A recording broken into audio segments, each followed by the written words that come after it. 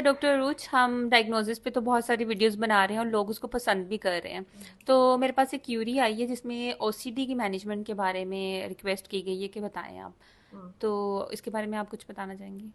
अच्छा, मैनेजमेंट की इसलिए हम इतनी ज़्यादा नहीं बना सकते वीडियो। एक तो हमारा कंटेंट बहुत ज़्यादा होता है, हम हम्म। मैनेजमेंट में ऑब्वियसली क्लाइंट की स्पेसिफिकैलिटी के बेसिस पे मैनेजमेंट प्लान देना पड़ता है, हम्म। उसके सिम्टम्स के ऊपर। और हर बंदा, क्योंकि हमारी फील्ड का ये एक बेंचमार्क है कि there are individual differences among individuals. So हम कभी क्लेम नहीं कर सकते कि एक ही थेरेप्यूटिक प्रोटोकॉल हर किसी पे लग जाएगी, हम्म। इरिस्पेक्टिव ऑफ द फैक्ट कि उसको एक डिसऑर्डर है, लाइक उसको ओसीडी है, उसको फोबिया है। Number of hmm. इंडिविजुअल्स होंगे जिनको डिफरेंट तरह के फोबियाज हो सकते हैं। ओसीडी के अंदर भी वो ऑब्सेशंस के साथ है, वो कंपल्शंस के साथ है, किस तरह की ऑब्सेशन है, किस तरह की कंपल्शंस है, तो ये वेरी करता है। इसलिए हम एक जेनेरिक बात नहीं कर सकते कि ये एक ठीक। स्टैंडर्ड प्रोटोकॉल है जो हमने फॉलो करनी है, ठीक ठीक है। है। बट तो अगर हम बात करें कि बहुत ज़्यादा डिस्कशन जैसे चलती है कि आप हम्म। मैनेजमेंट की बात करें इंटरवेंशन पे, तो हम उसमें थोड़ा सा स्लाइड डिस्कशन कर सकते हैं। जैसे ठीक है। आपको पता है कि हम उसमें एक्सपोजर एंड रिस्पॉन्स प्रिवेंशन की बात करते हैं, हम्म। और वो जेनेरिकली हम सब में ही रिकमेंड करते हैं कि ओसीडी का पेशेंट है तो हम उसको करवाएं। हम्म। अगर मैं स्पेसिफिक टू द सिम्टम जाऊँ, लेट्स सपोज हम कंटेमिनेशन की बात करते हैं कि एक हाँ। पर्सन है, उसको कंटेमिनेशन का प्रॉब्लम है और हम्म। उसकी बहुत ज़्यादा मतलब उसकी ऑब्सेशंस एंड कंपल्शंस दोनों हैं इस चीज़ को लेकर। तो how we will deal it? Contamination मतलब उसको गंदगी से प्रॉब्लम है कि यस। कोई मुझे मट्टी लगी है, इस तरह का समथिंग। तो ये हम्म। बहुत कॉमन जो है ना वो यस। ऑब्सेशंस रिपोर्ट होती हैं। और इस पे लोग कंपल्सिवली ये करते हैं कि बार बार हाथ धोएंगे।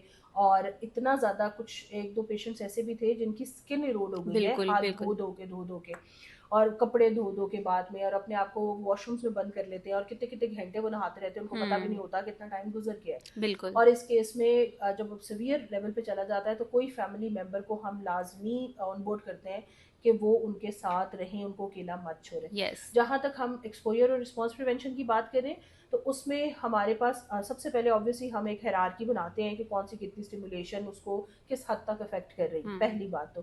फिर हम उसमें जो मैनेजमेंट कराते हैं कि एक ट्रेन प्रोफेशनल थेरेपिस्ट की सुपरविजन में ही हम करा सकते हैं। बिकॉज जब हम उनको कहते हैं कि आप एक्सपोजर करवाएं, अपने आप का एक्सपोजर करें, फॉर एग्जांपल अगर आपको लगता है कि आपके हाथ पे मट्टी लगी है, आप इंटेंशनली अपने हाथ पे मट्टी रखिए और उसको थोड़ी देर रखें। 5 सेकेंड उससे स्टार्ट करें और आप उसको 10 सेकेंड 15 सेकेंड आगे मूव करा सकते हैं, लेकिन पहले 5 सेकेंड ही आप बर्दाश्त कर लें और उसके बाद आप रिमूव करें। इतना आपने खुद से अपने आप को कंपोज करना है। लेकिन ये ऐसे ही कंपोज नहीं होते आप, आपको प्रॉपर डीप ब्रीथिंग करानी पड़ती है, पीएमआर करानी पड़ती है, ये थेरेपिस्ट करवाता है, ठीक है।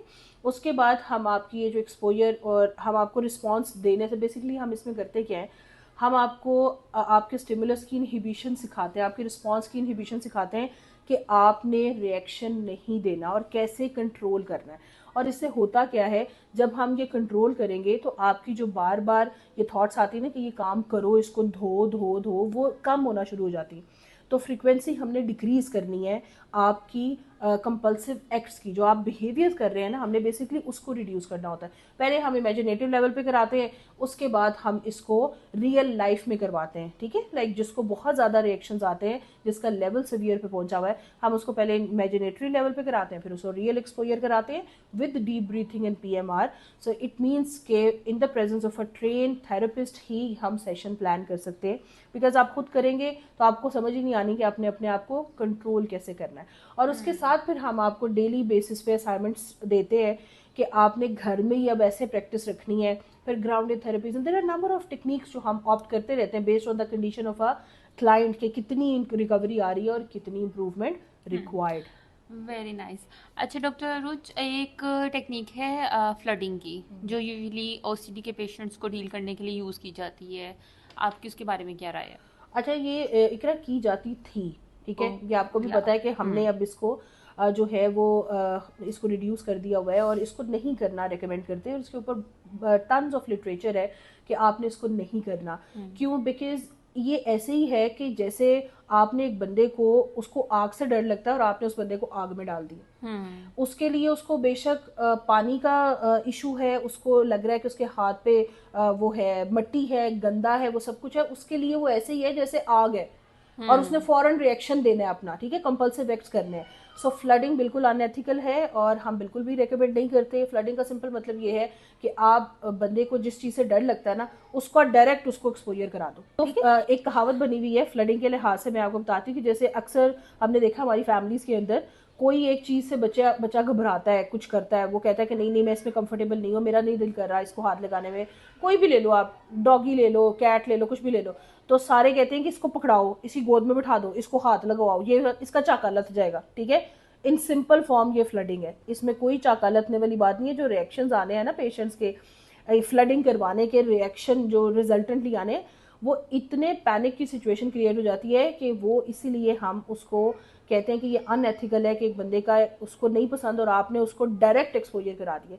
सो हम इमेजिनेटरी लेवल पे कराते हैं कि आप इमेजिन करें कि अगर आपका एक्सपोजर हो जाए, या अगर आपके हाथ पे गंद है, या आपकी पूरी बॉडी में जो है ना वो डस्ट लगी हुई है और आप नहा नहीं पा रहे, तो आप इमेजिन करें कि आप अपने आप को कैसे कंपोज कर रहे हैं थोड़ी देर के लिए, फिर आप उसका लेवल बढ़ाते रहते हैं।